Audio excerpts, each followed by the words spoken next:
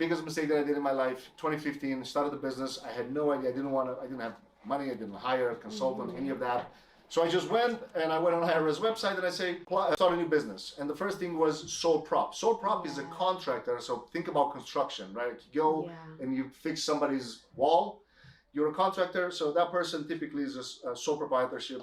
That means you run your business with your social security number. You're listening to the Time Lash Artist podcast. If you want to jumpstart your lash career, you can also watch Cosme's free lash training at www.fulltimelashartist.com. Let's grow.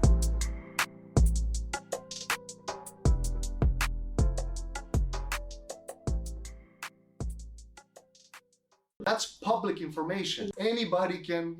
I don't know how America does that. So no, but it's not. It's not for everything. It's not, and you shouldn't do it. It's the It's the easiest way to get audited by the IRS. Course. So you go and again, disclaimer: I'm not an accountant. I'm not a lawyer. I'm not a CPA. None of that. But talk crap. You can go to irs.gov and you apply for a tax ID number. It's called EIN. Yes. Employer Identification Number. Exactly. Well, exactly. So when you W-2, if you're employed, you'll see it from your employer. Exactly. So now you go on the other side of the boat, you being the employer, you apply for the tax ID number, but you apply for it's called LLC, because it's going to ask you what type of entity you want to apply for. And it's called LLC, Limited Liability Company. So that protects you from, God forbid, so let's assume in this case, right, because me as a customer, God forbid, she drops drop of a glue in somebody's eye, that person wants to sue her. She cannot sue her directly, she's going to sue the company. The company only owns what you see here in the salon, which is nothing. Like they cannot go after Cosmina's car, they cannot go after Cosmina's house, none of that, because you're protected. You're protected by, or somebody slips and they break a leg, or right. So you want to do that. Then you want to go and get a liability insurance. Another thing, $200 a year, nothing really crazy. But you want. That's a whole other insurance. You can't get a deal with that. What do you mean? You have multiple businesses?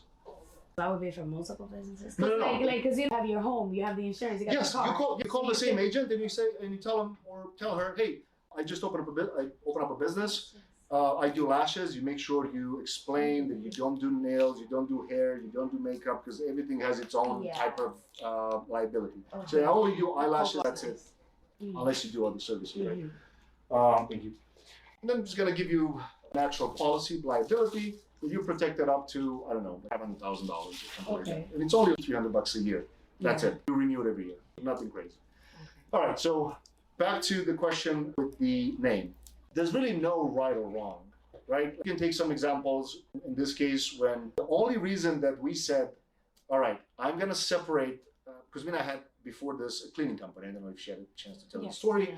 She said, I don't want employees anymore. I'm sick and tired of that. I want to just work as much as I can by myself. And I said, so there are two ways to scale a business. You either go horizontal, a salon in every major city. That requires a lot of employees. Yes. She said, hell no, I don't want that. Yeah. And I said, all right, then we're going to scale yourself vertically. What does that mean? Courses, trainings, online courses. We're writing a book for her now. Podcast, YouTube. So you go around yourself and you go vertical by monetizing your expertise, right? You see this in a lot of, if you're online and you look at Gary Vee, especially in the business world, it's a lot of people that offer coaching, consulting, things like that, services like this. So you scale yourself vertically with these services like this. Think about this, you'll see yourself in a few months or maybe a year or 2 years after you start a business and realize, maybe I want, like if she would have asked me, hey, and I'm good having employees, what do you think? I like having employees. Like right now, we're going to have a barbecue today. There's going to be 30 people. These are all 30 of my employees. I like having a lot of people that I can meetings with, and she hates it. And there's nothing wrong with that, right? Like we're completely different from that standpoint. So, but again, you do you, whatever you feel once a couple months.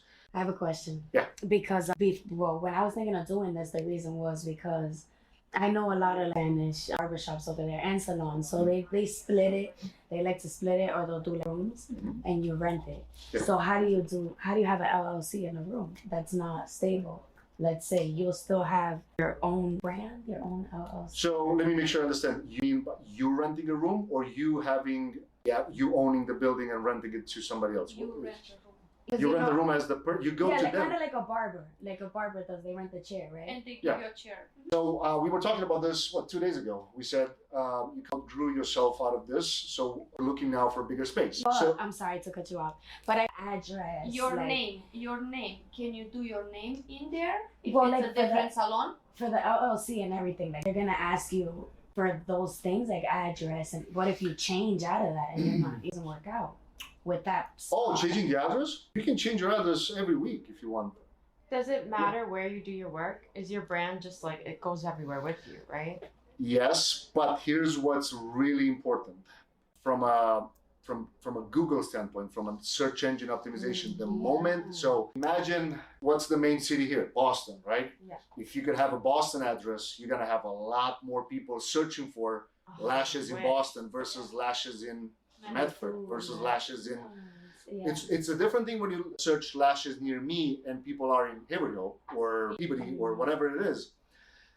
But when people say, because you can look at, ask me at the end, I'll give you a couple tools that you can, a couple websites that will tell you the actual traffic of people searching for different keywords. But again, if you could have an address in Boston, that would mean, I don't even know, I don't know the numbers in terms of the percentage, probably 400, 500, 700% more traffic to your salon because you have a Boston address, right? Yeah. Now, what do you do when you're in Haverhill? Of course, you're not going to want to do the commute every day, maybe, or maybe not. Maybe I'm wrong. But let me make sure I answered the question. So you asked, what do you do when you rent a room and Like you go a there? booth. Yeah, because it's not giving me much stability. But to me right now, it might be an option. I might just do it To from my start. house when I'm ready. I Mhm. was gonna start in my house. Sure. But since my husband's mother, she works, and so I feel like she's gonna be, do you have a space? Do you have my? I feel like she's gonna be telling everybody. So I feel like I'll most likely find something. So there are a couple things to that. Every time when you change your address, you're gonna have to prove to Google that you actually do your business there. Meaning yeah. they want to see a little bit of a logo somewhere. So you're gonna put your logo in the living room. That's fine. Now you're also gonna have to understand, and I'm not saying because Mina lost some customers when they came I remember one time, I will never forget this. I was in the office. It was 4:30 p.m. It was winter, already dark. A lady came in for lashes, and then she came, and it was actually a storage building. She was like, "Oh my God, where is she taking me?" And she left. Commercial So streets. there are. It's a commercial building. I thought, was it going in a storage building? What is it, right? So It was like so there will be people that you lose doing business out of your living room, and you just have to be Yeah. okay with it. There are pros and cons. Pros is you're not going to pay rent, you're not going to pay a lot of different bills, and that's fine, right? Depending how parking is, maybe you'll have the luxury of having people park there, right? Yeah. It's nothing wrong when you outgrow yourself out of that living room and then you move to a new place. You go to this barber now, or whatever different place, right? When you have your lashes done in Stoneham, it's a building. What does it say on the building? JC Salon. So it's her name. It's the building's name. So it's not her name. No. So see, So she because we rents were space. thinking about Yeah. renting a space, renting a bed to a girl here. She has a lot of students, and then some students ask, "Hey, Kuzmina, do you ever hire?" And I'm not a big fan of hiring a lash artist as a W-2 employee because now, It's my name on it. No. Yeah. It's my Yeah. name on the game. yeah, How does that work? Yeah. yeah, you just hire them, and then depending on what do you offer them? Do you offer them an hourly rate, meaning, hey, you get paid $20 by maybe you have one day that she's just sitting around. You have to understand that you're gonna have to pay her $20 regardless if she's sitting around. Yeah. But if the moment to hire somebody is when your calendar is fully booked and you're not able to add another customer to your calendar. Yeah. Now you have two ways to go about it. One, if you like employees, you hire somebody to take some of the volume out of your plate. Two, Raise the what do you price. think? What do you Sorry. come in here and mess your game? And two, you raise your prices with 20%. Okay. You're gonna lose 10% of the customers because They some of them they're not gonna be able to Yeah. pay. But because you raise your prices with 20%, it's gonna make the profit back. So you're not losing anything. Yeah. You actually lose a couple hours in your calendar by doing less work, The more money. Yeah. Exactly. So you don't hire before your calendar is fully booked. Up until that point, you just don't think of hiring at all. Yeah. It just makes no sense, logic, financially. It makes no sense to hire somebody because if you don't have enough customers, how are you going to give the other person, right? Now, if you have the luxury to, let's say, maybe you own a commercial space or you, I don't know, you do something like that. And I said, because you have different age brackets, different people. And I said, who's the ideal customer? So in her case, her name is Jennifer. She's 45 years old and she lives in Winchester. She makes over $75,000 a year and probably she works in banking or some type of money. So where is Jennifer hanging out? So always, it's funny when I mention names, but you really want to put a name and a face on the person because now you'll start to understand this is really advanced marketing stuff. That's thinking ahead. Think, where are these people hanging out? What events? What type of, what do they like? Do they watch movies or they listen music or they listen to podcasts? Do they party all the weekends or they try to work on themselves and listen to motivational, right? Like you're gonna start to understand a lot more after people start coming in and you're gonna connect with them and it's 2 hours, 3 hours staying there. You're gonna slowly, after a couple of weeks, you're gonna slowly learn a lot more about themselves and see what they do. So a lot of people, they come to, because they're some business owners, some employees as well, but again, they have to make decent amount of money to afford the service. So think about that when you, of course, not in the first person that you charge for. But after 10, in my opinion, that would be a sweet number to understand, are these 10 people my ideal customers? And you're probably going to say no, but hopefully 40-50% of them are.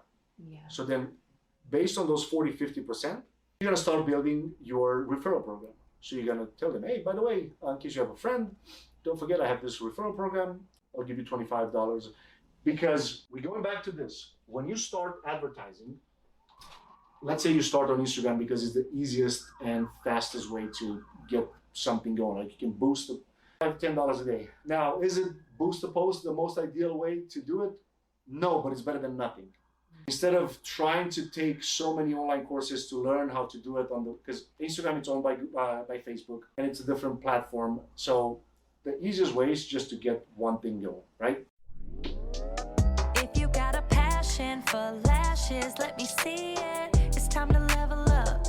If you need me to, I'll teach you my 6-figure secret. Better believe it, cause I believe in you. You're listening to the Full-Time Lash Artist Podcast. If you want to jumpstart your lash career, you can also watch Cosme's free lash training at www.fulltimelashartist.com. Let's grow.